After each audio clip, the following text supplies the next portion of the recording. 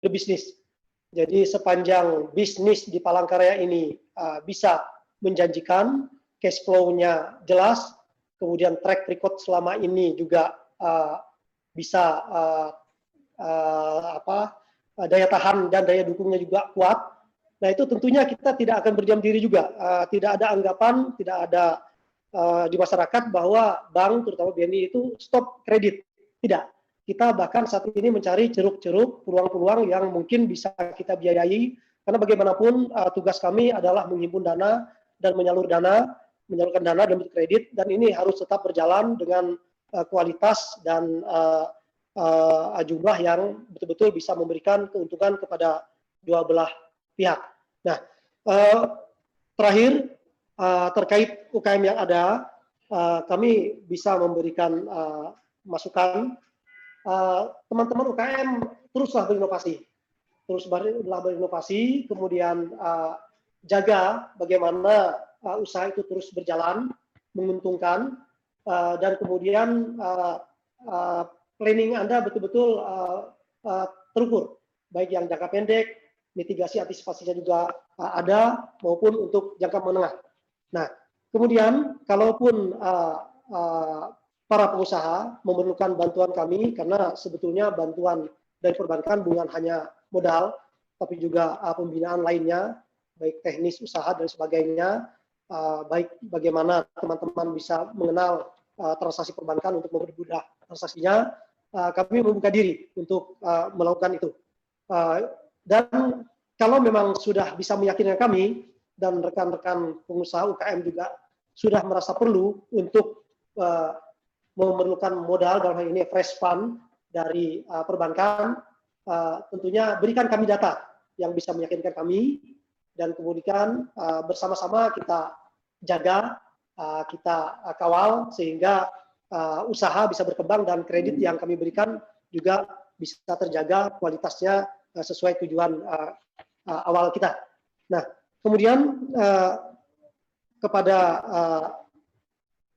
rekan-rekan UKM juga, kami juga sampaikan bahwa BNI itu memiliki yang namanya marketplace, ya, untuk pengembangan produk-produk, penjualan produk-produk yang nantinya akan bekerja sama dengan beberapa aplikasi online yang ada, baik nasional dan mungkin juga kalau kita lokal bisa kita gandeng. Karena sekarang pola perilaku masyarakat, konsumen itu sudah mulai berubah, jadi lebih banyak menggunakan penjualan, pembelian secara online, sudah mulai mengurangi aktivitas keluar rumah, kemudian mencari kemudahan-kemudahan, dan platform itu, ya, hal-hal seperti itu, alat-alat, ya, aplikasi, saran itu, insya Allah akan kami siapkan sesuai dengan perkembangan yang ada. Itu yang bisa saya sampaikan. Sementara Pak Moderator, yang jelas mari bersama-sama kita bangun UKM Kalteng, Palangkaraya, dan terus kita bergandengan tangan, karena bagaimanapun dunia perbankan, khususnya BNI, tidak akan bisa hidup sendiri tanpa dukungan dari stakeholder lainnya, terutama teman-teman dari pengusaha UKM yang ada di Palangkaraya khususnya. Terima kasih, itu sementara. Saya akhiri. Wassalamualaikum warahmatullahi wabarakatuh. Baik, terima kasih. Waalaikumsalam warahmatullahi wabarakatuh. Dari paparan dari Pak Masli Pansah, Kepala Cabang BNI Palangkaraya. Ada beberapa hal yang mungkin saya bisa tangkap. Yang pertama mungkin ya memang perbankan juga ternyata terdampak dari pandemi ini karena ada penurunan transaksi. Kemudian pihak perbankan tetap mau akan membiayai UMKM sepanjang ada inovasi dan cash flow-nya jelas dan usahanya juga berkelanjutan. Mungkin dua hal itu yang mungkin bisa menjadi bahan diskusi kita nantinya. Bagi kawan-kawan yang ingin mengajukan pertanyaan, saya berikan kesempatan nantinya melalui chat dengan mencantumkan nama dan isi pertanyaannya, dan pertanyaannya ditujukan kepada siapa. Sekarang kita sudah sampai di pukul 3:11. atau 15:11.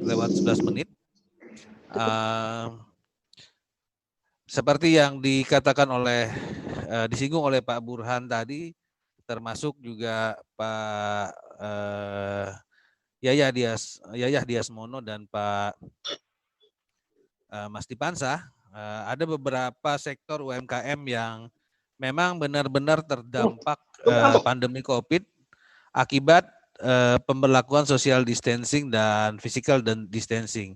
Nah, salah satu sektor yang terdampak itu adalah properti dan juga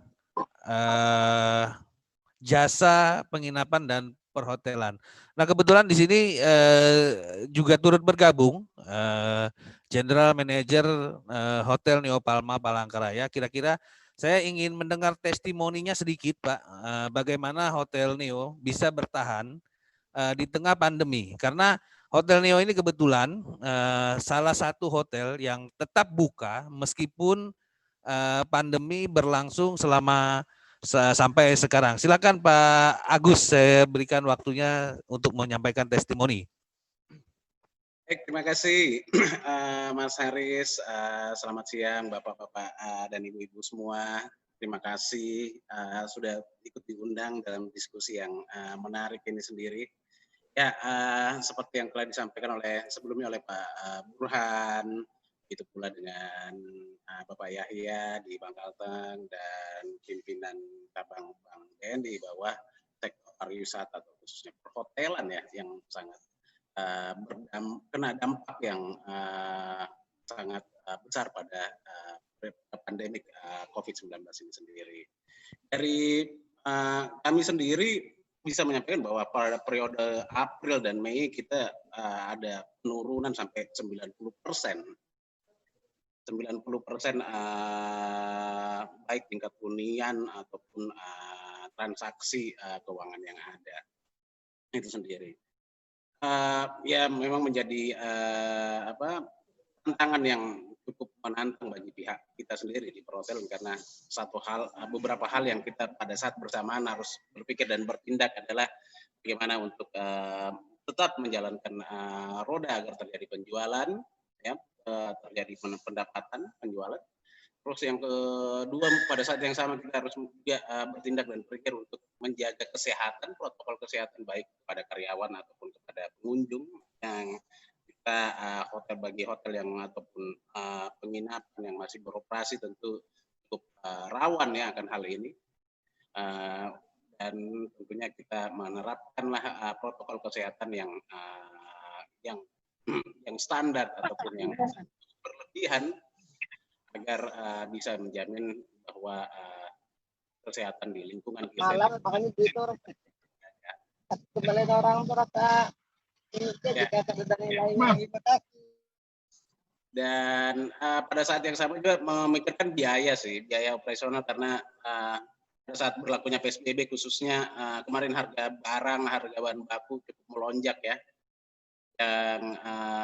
Yang mana ini juga jadinya kita dari sektor hotel sangat membatasi jualan makanannya karena untuk bisa menyeimbangkan seluruh biaya operasional yang ada. Ya sempat dapat keluhan dari teman-teman supplier juga yang mengatakan orderan bahan baku makanan itu sangat menurun drastis dari yang sebelum-sebelumnya.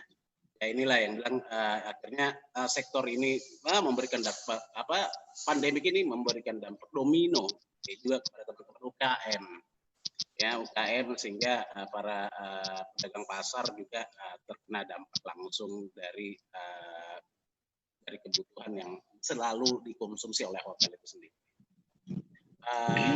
Ya itu besar harapan bahwa ya PSBB 2 ini tidak berjalan sehingga hotel-hotel seluruh hotel-hotel yang ada sekarang dapat beroperasi maksimal ya. Penerbangan khususnya penerbangan yang ada di Kota Palangkaraya bisa kembali normal. Jalur transportasi dan logistik barang bisa kembali normal sehingga semua sedikit demi sedikit tahap demi tahap bisa melakukan pemulihan yang dapat membantu pada semua sektor ataupun semua lini usaha yang ada. Demikian dari kami, Mas Haris.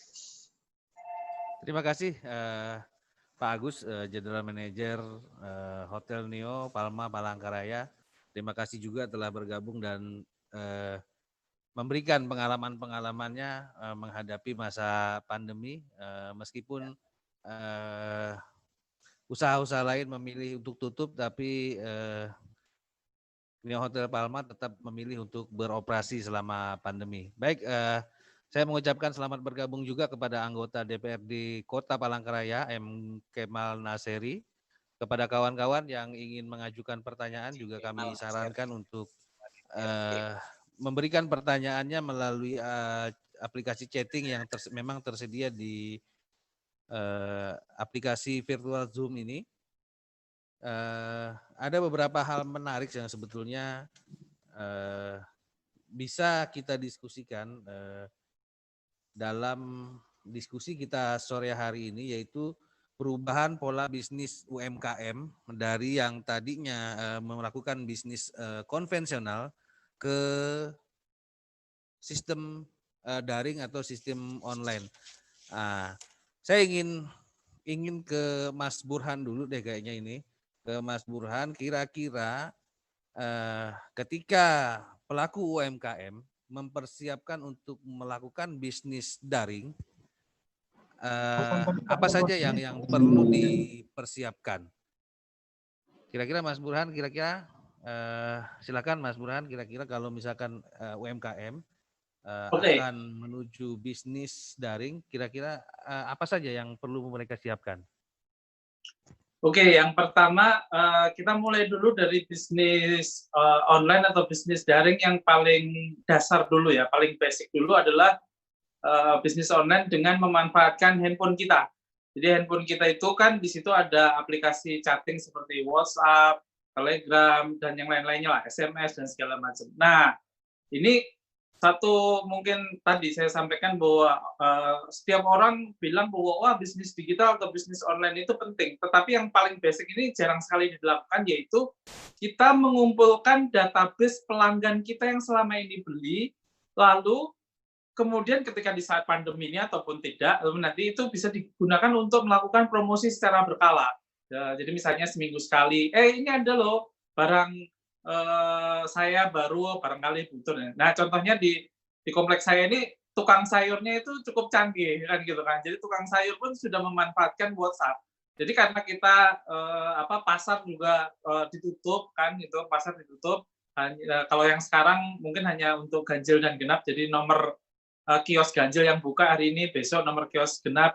Nah, itu caranya adalah dia menghubungin ibu-ibu kompleks kan gitu. Ibu-ibu 1 atau 2 hari ke depan kira-kira mau pesen apa nih, sayur apa, daging apa, beras apa dan segala macam. Nah, itu dikumpulkan dulu kan gitu kan. Setelah dikumpulkan, oh saya pesen ini dan ini. Nah, ketika menggunakan database yang paling sederhana ini, database online lewat WhatsApp atau lewat SMS, nah itu kita bisa menggrab customer kita. Kalau misalnya Bapak Ibu punya katakanlah restoran atau kafe yang selama ini tutup, kalau itu punya database pelanggan, coba dipromoin kan gitu. Oh, ini ada produk baru misalnya khusus untuk pandemi ini, misalnya kopi plus jahe, barangkali mau beli dan segala macam. Nah, termasuk nanti bisa dikembangkan, ini belum masuk ke inovasi produknya ya, tapi lebih ke bagaimana sebenarnya pentingnya bisnis online itu dimulai dari hal yang paling basic, yaitu mengumpulkan database pelanggan gitu. Nah, yang kedua, baru kalau kita setelah kita punya database pelanggan itu, nanti sebenarnya kita mengincar ke pasar yang lebih luas, yaitu tidak cuma orang yang sudah beli, tapi juga mengincar konsumen-konsumen lain kan gitu kan. Jadi misalnya kita ya sebelum masuk ke situ, kita misalnya di warung ayam geprek saya, kita juga tidak mengandalkan murni pada ojek online. Mungkin di Kalimantan Tengah itu ojek online mungkin tidak sebanyak di kota-kota besar seperti kayak Jakarta ya. Nah, yang kita lakukan, kan kita lihat nih penjualan menurun, karyawan kita masih tetap. Sebagian karyawan itu kita alih fungsikan menjadi kurir, delivery, kan gitu kan. Jadi silakan pesan, tadi database-nya itu sudah ada, terus siapa yang mengirim? Pokoknya sepanjang antara 5 sampai 10 kilo aja, kalau di Jakarta masih oke, itu kita kirim sendiri, nanti kita kasih ongkos, kan gitu kan. Nah, ini contoh untuk yang